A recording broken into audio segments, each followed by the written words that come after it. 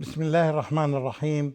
In the name of Almighty Allah, the entirely merciful and especially merciful.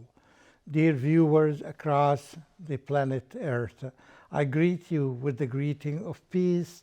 Assalamu alaikum wa rahmatullahi wa barakatuhu. May peace be with you. Ameen, ameen. Welcome to this episode. Welcome to Treasures from the Holy Quran. And by treasures we refer to ayatullah, the signs of Allah subhanahu wa ta'ala, because every verse in the Quran, whether it's short or long, it is a verse. Even Alif Lam Mim, 3 letters, compose this kind of ayah. It's an ayah from Almighty Allah that refers to us, that tells us that it is an evidence for you that it is from Allah subhanahu wa ta'ala. And we will read many explanations of the scholars of tafsir that explain us, that help us understand what is meant by this. It's basically about the tafsir al-Quran.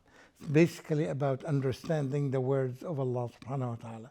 It's basically about the most important thing that's needed in our life. We need to understand what Allah tells us, because if you miss it, you miss a lot of things. And I perhaps pointed to this issue and I refer to it, and I say that unfortunately you don't find this kind of knowledge available elsewhere. In the world, there's more or less approximately more than 4,000 to 5,000 universities and colleges across the globe, if not more. And yet still, we don't find a lot of these colleges or a lot of these universities teach us about the words of God. Very few courses across the globe that handle this issue. And all of them under these comparative studies from the perspective of humans. It may be something, yes, that's needed by the world nowadays, but I think the world needs much, much more than this. The people need to know the genuine words of Allah, the exact words of the creator of this universe, because they are kept, humans are kept away from this, whether it is intentionally or non-intentionally, but this is the case. There's something missing here, and everybody is trying to reach there, because this is the problem that causes many other problems to the world. If people don't find access to the right knowledge, they use the incorrect knowledge. And I will raise a question just as an example for all the people to see whether the knowledge in their minds is correct or not. And if the answer, if you make a survey, you will find the answer of at least 75% of the population, the current population of the earth, which is 7.7 billion humans, are getting wrong information. They are not getting the right information. And based on this incorrect information, there is a lot of problem. It causes a lot of problems because people don't access the right knowledge. If I tell you that when you see the red light is red, don't stop, it makes confusion, right? Because this is not the right knowledge. This is not the right information. The right information is that if you see the red stop sign, you stop. But people may not get it. If people don't get it, right, they are confused. Therefore, it is the duty of all humans, at least the people who are seeking wisdom, who are trying to solve the real problems of the people, will do its best to find some organizations, some universities, some colleges, some institutions, to provide people with the right knowledge about their creator, This is a prerequisite for all humans. I'm sure that you share this kind of knowledge with me. The people are in need of that. And we are here to offer some of these things. We're not a college, we're not teachers, yes, but we're trying to provide some little correct information as much as we can to the people, because we don't have all the powers and all the skills with us. We're doing our best. I'm sure that some of the listeners will benefit from this, may be capable of doing something better than we do. Let me start with this little quiz that to test the knowledge with the people who are living currently on this planet. Whenever you are with a group of people around you, whether you are in the stadium, whether you are in class, wherever you are, ask them this simple question to just get a feeling of what's going on. If the people don't have, just want to prove that I'm correct or incorrect, this is the way. So ask them, do they have this knowledge or no? You will find that most of the humans have access to incorrect knowledge. And this is something very dangerous, if not fatal. It is something fatal. Because people without correct knowledge about their creator, they do unimaginable things. They do crazy things in the world. They behave irrationally. And that's what we are suffering from nowadays. There's a lot of chaos around us. And the only way, at least, to control this kind of situation is to spread out the correct knowledge. Try this example and see yourself if you know this kind of information or not, and see the people around you whether they share it with you or not. The question is, where is your provision? Where do you get it from? What is the source of it? Again, the sustenance that you get on a daily basis, the provision you get, where is the source of it? What is the source of it? Where can you find it? This is a very simple question. You find the question in the Quran, and you'll find the answer in the Quran is telling us something different. Most of the people, if not the majority of them, all of them, would say that it is on the earth. We'll find it here, in these fields, in this cultivation, in these offices, in these projects that we have on earth. And we'll find the answer in the Quran, chapter number 51, ayah number 22. Ayah number 22, chapter 51.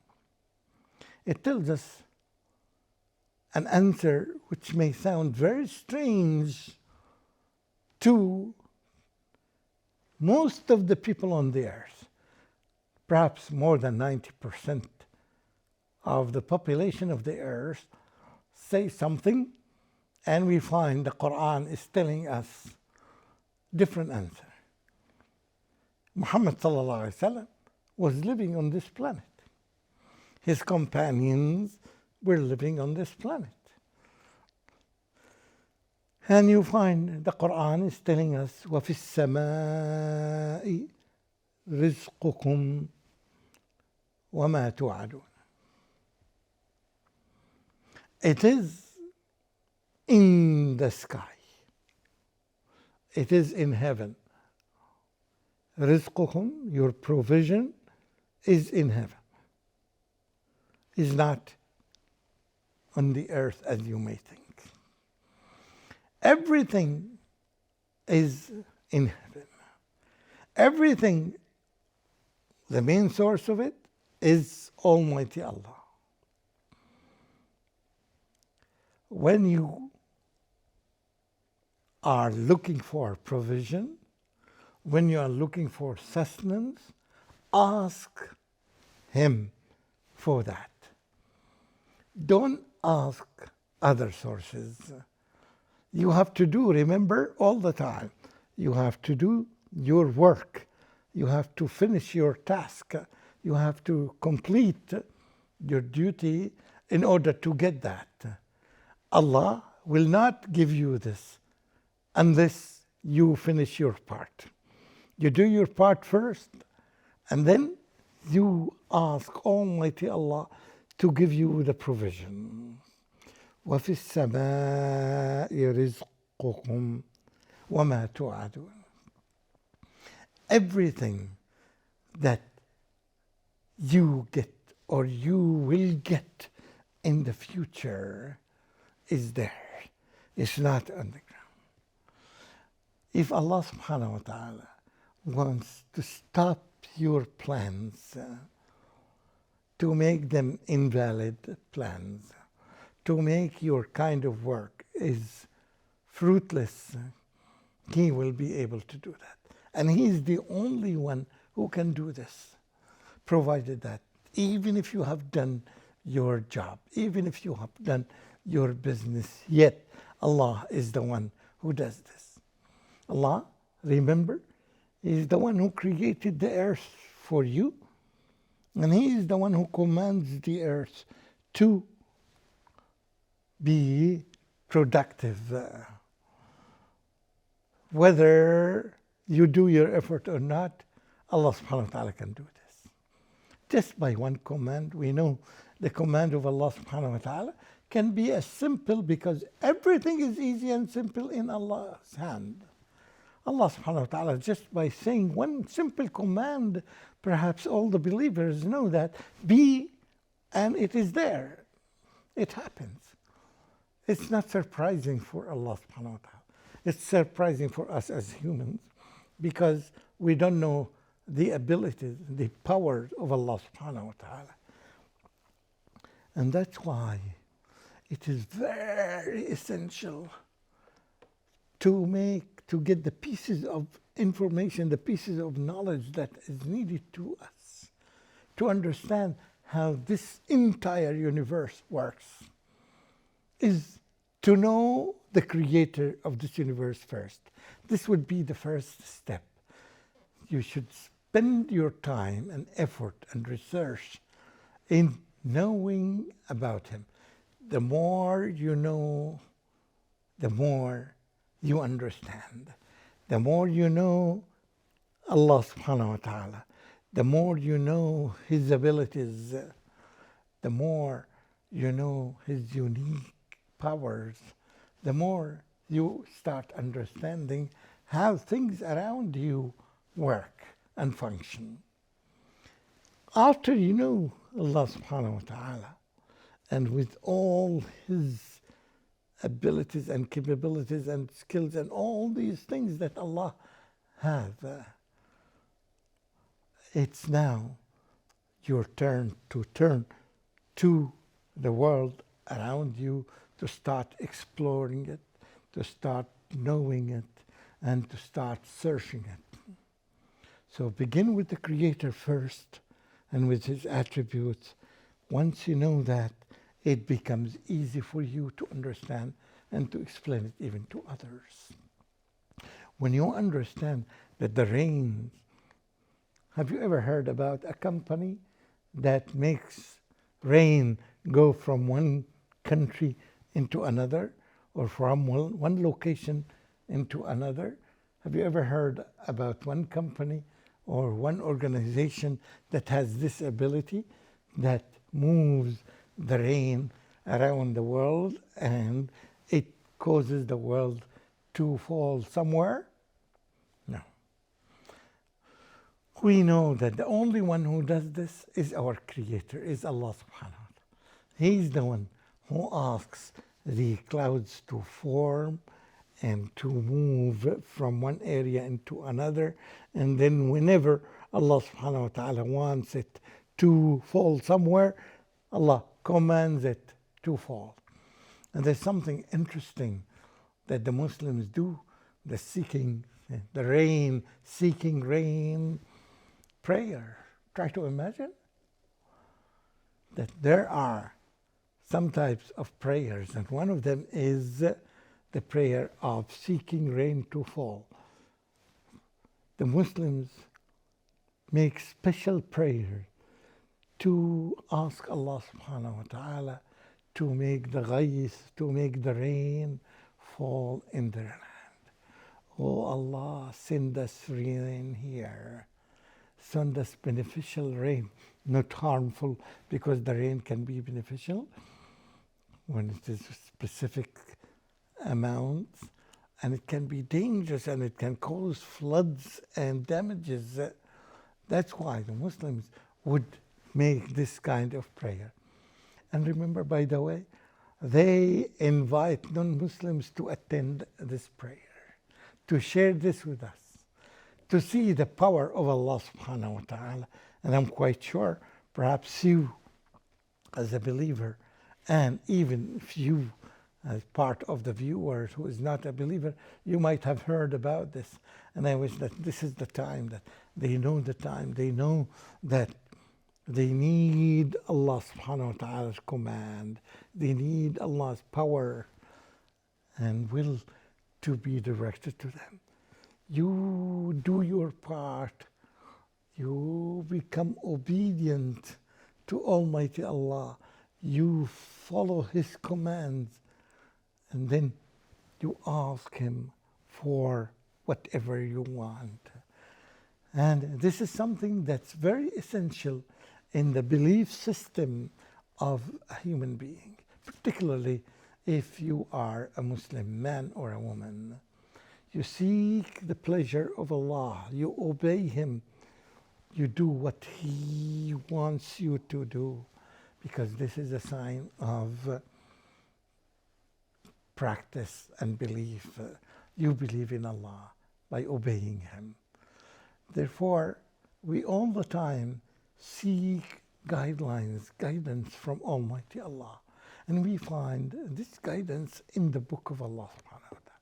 That's why it is so precious and so dear to our hearts to have it with us, to have it safe and well protected and guaranteed by Almighty Allah, that it carries nothing but the truth, and it keeps away from falsehood or from distortion or from any kind of a change.